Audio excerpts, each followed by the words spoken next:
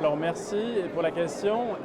Nous, en tant qu'acteurs majeurs sur l'infrastructure des réseaux des télécommunications, on croit en quelque chose.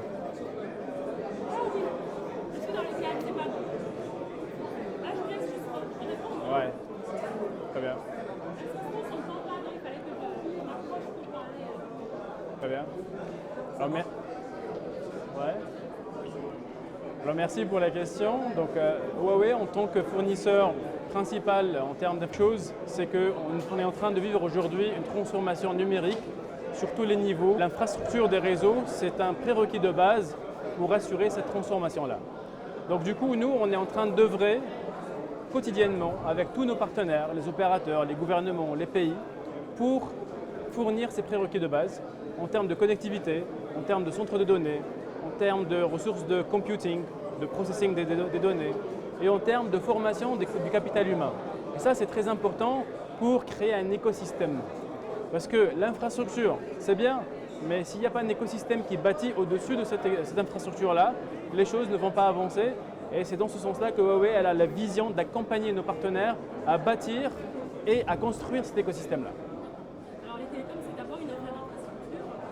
Comment Huawei compte aider les pays africains à mettre à nouveau leur existant à la 5G? Alors, ce qui est bien dans la technologie, c'est que même si on n'a pas un vécu très important, on peut rattraper le wagon en ayant les dernières technologies.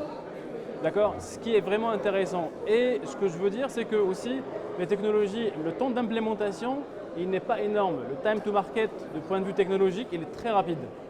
Donc, nous, notre responsabilité, c'est quoi? C'est d'accompagner nos partenaires à définir une stratégie qui va avoir des scénarios suivant la réalité locale. La technologie, elle n'est pas universelle. On va avoir des scénarios hybrides avec la 3G, la 4G, la 5G éventuellement, la fibre, la DSL, etc. Donc, avec toutes ces technologies-là, on doit créer un scénario qui est adapté au pays. On ne va pas déployer de la fibre partout, on n'est pas en Europe. On ne va pas déployer la 5G partout parce qu'il est encore tôt. La 4G fait encore l'affaire dans certaines zones. Dans certaines zones, le problème, c'est l'accès à l'énergie. Donc, du coup, on a des solutions qui sont autonomes en termes de production d'énergie, ce qu'on appelle les rural stars, d'accord? Et après, dans certaines zones très denses, on a des solutions adéquates pour la densification des zones. Donc, du coup, nous, notre responsabilité, c'est de pouvoir fournir des solutions à tout type de scénario et accompagner nos partenaires à choisir le bon scénario localement. Huawei, c'est un équipement, mais c'est aussi un fabricant de téléphone. Un fabricant bousculé sur le continent par un petit acteur qui monte sa vie de transition. Est-ce que Huawei n'a pas peur de devenir le nouveau Nokia? Alors, chez Huawei, notre devise, notre mot d'ordre, c'est innovation. Et si on croit à ça, on n'a peur de rien. Parce que c'est ça la vraie force de Huawei. Juste pour quelques chiffres, hein, il y a plus que 105 000 ingénieurs chez Huawei qui font que de la recherche et développement. C'est ce qui explique un petit peu l'avancée technologique qu'on a sur la partie réseau ou sur la partie téléphonie avec des features qui sont extrêmement avancées par rapport au marché. Et donc du coup, si on croit à notre propre capacité d'innover, on n'aura jamais peur. Alors, est-ce que Huawei s'intéresse à l'écosystème des startups africaines? Parfaitement, en fait, on est vraiment plein dedans. Vous faites bien de poser la question parce que récemment, on est en train de lancer un nouveau programme de soutien aux startups qui s'appelle Spark. D'accord?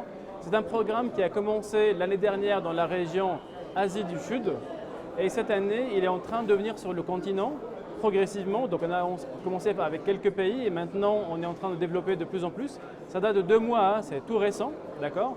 C'est un programme qui vise à soutenir les startups en leur fournissant tout ce qui est support technique, accès cloud, formation, des workshops d'accompagnement pour améliorer leur business case et ensuite une sélection des meilleures startups pour un fonds d'aide aussi et une visibilité à l'international puisqu'on va les emmener avec nous dans tous les événements majeurs du monde et les mettre en relation avec les bailleurs de fonds, pour l'accès au marché, avec nos partenaires et nos clients, etc.